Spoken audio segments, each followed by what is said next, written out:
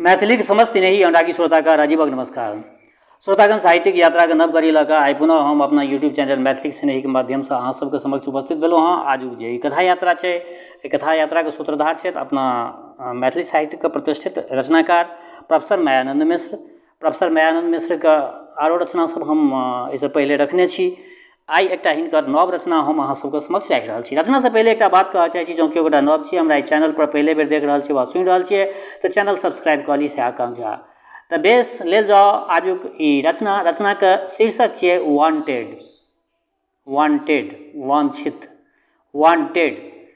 तऽ ई वांटेड जे छै से एकटा बड़ा राजनीति पर व्यंग केने छथिन। जे अखन डेमोक्रेसी में अखुनका राजनीति के जे हाल भेल छै ओहि पर में व्यंग केने छथिन। तऽ लेल जाउ आजुक ई रचना।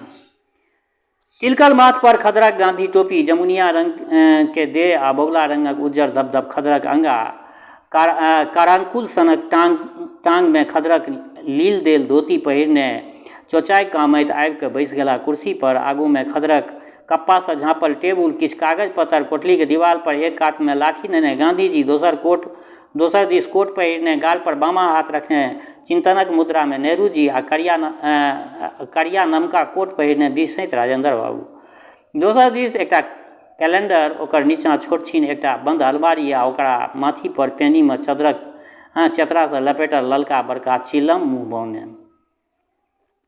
कुर्सी पर बैसते देरी चोचाई कामैत भुल्ला के सुर पारलथिन। कोठली के बाहर में सलाई से बीड़ी सुलगाबैत भुल्ला बाजल, अबै छी, आ बीड़ी के एक धुआं छोड़ैत कोठली आयल। ओ कागज सबके जे आयल छै से लबिया तऽ भुल्ला के कहलखिन चोचाई जे ओ कागज सब जे आयल छै से लबिया तऽ। कहि के चोचाई कामैत टेबुल पर राखल पुरनका आर्यावर्तक रेवक अंकक पहलवान दिस विस्मित नजरि से ताकऽ लगला। किछु कालक बाद भुल्ला एक पाँच कागज अलमारी से बाहर कऽ टेबुल पर राखि देलकै। कागजक झरझरी से हुनक ध्यान भंग भेलनि। बजला, एतेक रास कागज कोन छियै रो? सबटा तऽ वएह छियै जे एलै हँ। हम की अपना घर से आनलियै हँ? एतेक छै तऽ आर की। अच्छा जो डॉक्टर बाबू के सुर पारला, ई कागज तऽ वएह पढ़तै, केना घिच पिच ई लिखल छै। ई कई टेबुल पर रखला दरखास्त सबके उल्टावऽ पुल्टावऽ लागल। आ भुल्ला बीड़ी पीबैत बाहर चलि गेल। चोचाई कामैत एहि बेर MP भेला अछि। MP member of parliament MP भेला अछि। ओहि दिन दुपहरिया में हर जोति कऽ जखन गिरहतक दलान पर अयला तऽ बद्री बाबू भेल राजनीतिक गपक प्रभाव के कारणे बाजल छलाह, रौ चोचबा, एहि बेर तोहीं ठाढ़ हो आ चित कऽ दहुन नारायण बाबू के। बड बेस कहला अछि बद्री भैया, चोचबा से नारायण बाबू के हरेबाक चाही। सबटा गुमान आ नंगटपनी एहि इलेक्शन में बाहर भऽ जेतनि। हुनका हरेबा ले हमर चोचबा पर्याप्त अछि, मकसूदन बाजल छलाह उलसित स्वरे। बद्री बाबू के एहि विचार के युवक मंडली के हंसी द्वारा समर्थन भेटलैक आ चोचाई कामैत बाबू भैया के हंसी मनुआयल जकाँ देह घाम के माथक अंगपोछा से पोछि पोछि के नहु नहु बसात करैत रहला। से दलान पर बड़ी काल धरि घोंघाउज होइत रहलै। बीच बीच में बद्री बाबू के मुँहे अपन नाम सुनि चोचाई अकचकाइयो उठै छलाह, मुदा फेर खेतक ठेही आ रौदक गर्मी से जमारल मोन ओहिठाम से उचैक कऽ शून्य में ओझरा जाइत छलनि। बद्री बाबू आ नारायण बाबू में बहुत दिन से अखजदारी, खास कऽ कऽ कंट्रोलक जमाना से तऽ अवश्य। बद्री बाबू सोशलिस्ट आ नारायण बाबू कांग्रेस। परोपट्टा में दुनू के प्रभाव, दुनू के सम्मान आ दुनू के अगवाल, एक के कांग्रेसक पुरान कार्यकर्ताक कारणे तऽ दोसर के संपन्न आ युवक सोशलिस्ट हेबाक कारणे सब चिन्हैत छलनि आ बुझैत छलनि। पछिला 2 बेर नारायण बाबू से चुनाव में पराजित हेबाक कारणे बद्री बाबू जखन एहि इलेक्शन में नारायण बाबू के साधारण लोक से थकुचि देबऽ निमित्ते MP के लेल चोचाई के ठाढ़ करबाक विचार दलान पर मुनहारि साँझ धरि करैत रहि गेला तऽ दलानक बैसलाहा कोनो भुक्खड़ से ई समाचार बुझि नारायण बाबू हुनक मोनक बात बुझि किछु सशंकित अवश्य भेल छलाह। मुदा अपन जेल जेबाक सर्टिफिकेट तथा चोचबा आ MP में संबंध हैब असंभव जानि अपना के प्रतिद्वंदीहीन बुझि नारायण बाबू गाम गाम घुमबाक, ढोल पिटबाक सब व्यवस्था करऽ लगै छलाह। से बद्री बाबू घनघोर परिश्रम तथा सब अनुसूचित जातिक वोटक कारणे चोचाई नारायण बाबू के टांग तोड़ि देलकनि। तऽ स्वयं बद्रिये बाबू के बड़ आश्चर्य भेलनि एहि बात पर। आ ओहूसँ आश्चर्य दरोगाके भेलै, जखन एक दिन थाना पर एलै चचाई कामैत, अपना दिस बढ़ायल कुर्सीके काट ठेलके दरोगाके गोर लागि बाजल छलाह, हैं आब अहाँ तऽ हमर मालिके छियै, हम तऽ पैरक जूता छी सरकार, अहाँके जितने की होइ छै। तकर बादसँ तऽ कतेको बेर दिल्लीमे भेटल चिन्हार सबके बुझौने छलाह, इएह थिक हमर घर, देखी केहन कोठा छै, इएह थिक पैखाना, एहिमे दोसर केओ नदी नहीं फिर सकै छै, हे देखी एहि ब्रिंच पर बैसै छियै, हैं कहाँसँ एहन बढ़िआँ ब्रिंच दरोगा बाबूके हेतनि, एहि पर एको रत्ती गर्दा छै। मुदा आब तऽ कटकटके दस्खतो करल सीख गेल। परशुखन भुल्लाके अत्यंत पुलकित होइत अपना गामोके नाम लिख के देखा देने रहथिन जे भुल्लाके नजरिमे अधिक महत्व नहीं रखैत अछि।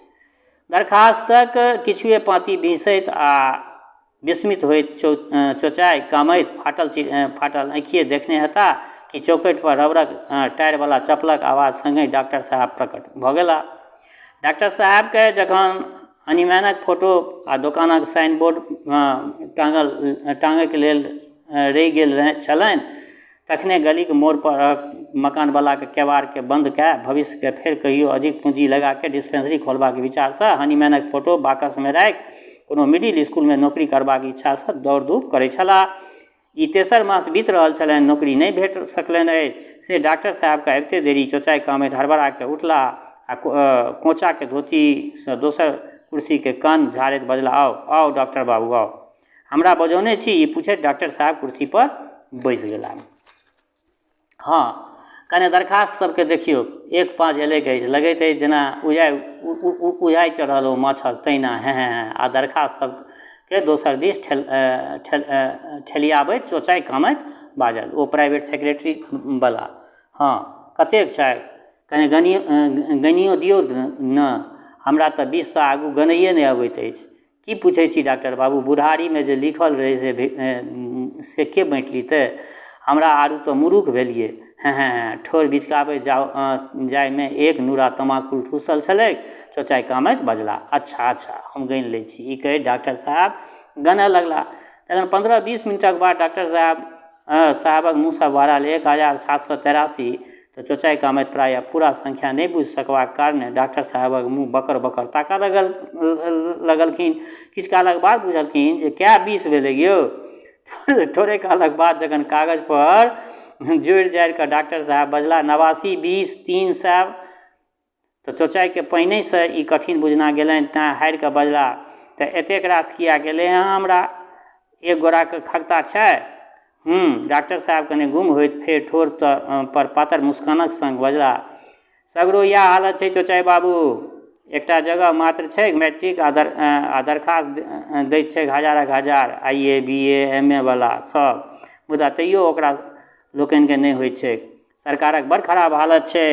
अहूँ एहिठाम तऽ अच्छा रहू, गनिए लै छी, आ किछु कालक गनलाके बाद बजला जे हाँ अहाँ एहिठाम 512 IA 396 BA ऑनर्स आ 61टा MA वला दरखास्त आयल अछि।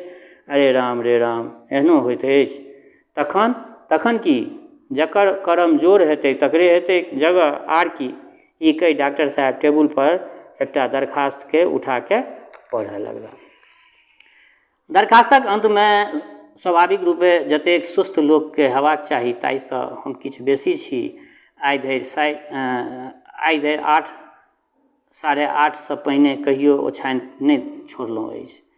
ई जगत नारायण लालक दरखास्त छलनि, ई मैट्रिक छलाह, रिकमेंडेशन जाहि व्यक्तिक हिनका दरखास्त पर छलनि ओ लिखने छलथिन जे हम हिनका जनैत छियनि, ई बेस अस्कतिया छथि आदि।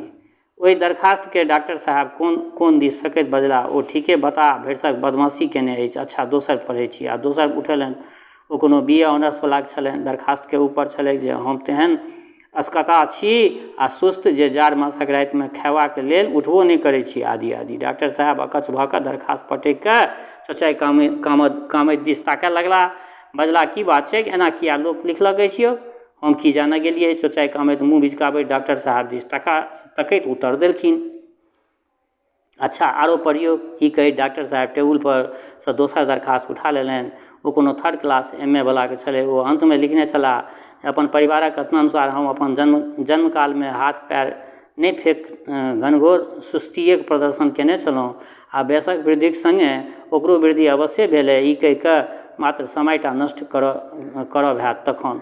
ता बीचमे पढ़ब छोड़ि कऽ डॉक्टर साहब बजला, ओह लगैत अछि जे दरखास्त छाँटिके सार बहिनोके चिट्ठी भऽ गेल अछि, की पढ़लनि लिखलनि अछि ई लोकनि। से तऽ हमरो तखनसँ छगुन्ता लागल अछि। चौचाई कामैत एकटा दरखास्त के आँखि लग लऽ जाके उत्तर देलखिन, अच्छा दोसर पढ़ै छी। ता डॉक्टर साहब एकटा दोसर दरखास्त उठाके पढ़ऽ लगला, ओकरो फेंक देलखिन। एवं प्रकारे 50 दरखास्त हाँ हाँ उठौने गेला फेंकने गेला। एकटा दरखास्त रिकमेंडेशन वाला छलै, लिखल छलै, हम एहि आवेदकके जनै छियनि, ई अहाँ ओहिठाम ता काज कऽ सकैत छथि, ई बड़ पैघ सुस्त आ अविवेकी छथि आदि आदि सब बात लिखल छलै।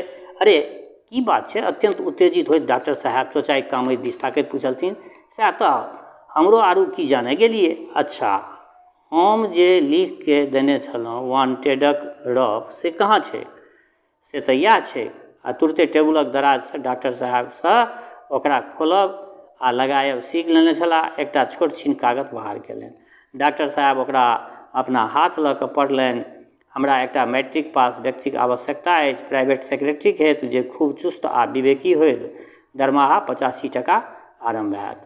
अच्छा ओ अखबार कहाँ छै जाहिमे ई छपल छै? डॉक्टर साहब पुर्जी पढ़लाके बाद चौचाई कामैत दिस ताकैत पूछलखिन, से हमरा कहाँ बुझल अछि? चौचाई कामैत उत्तर देलखिन, बेस तऽ नौकरके पठबियौ मैनेजरक ओहिठाम पत्र लेल कहतैक जे ताकि कऽ दिअ।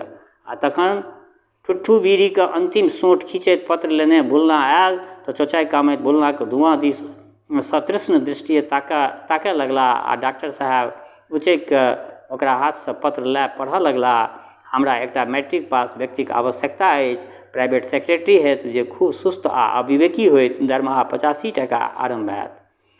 डॉक्टर साहब अवाक भेल शून्य दृष्टिसँ दरखास्त सब दिस ताकैत रहला, बड़बड़ेला, अखबारेमे गलत छपि गेलै तेँ। तऽ बेस श्रोतागण, आइ हिनकर प्रोफेसर मायानन्द मिश्र जी के एकटा रचना अहाँ सबके समक्ष रखलहुँ। केहन लागल रचना? अपना प्रतिक्रियासँ जरूर अवगत करायब। दोसर बात, हमर श्रोता चाहे गाँवमे रहै छी वा प्रदेशमे, देशमे रहै छी वा विदेशमे, जतऽ कतौ रहै छी, स्वस्थ रहू, निरोग रहू, अपना आचरणके पवित्र बंधन राखू। माता जनक नंदिनी जगदम्बा माँ वैदेही कृपा सदिखन अहाँ सब पर बरसैत रहै। शुभकामनाक संग जय मिथिला, जय मैथिली।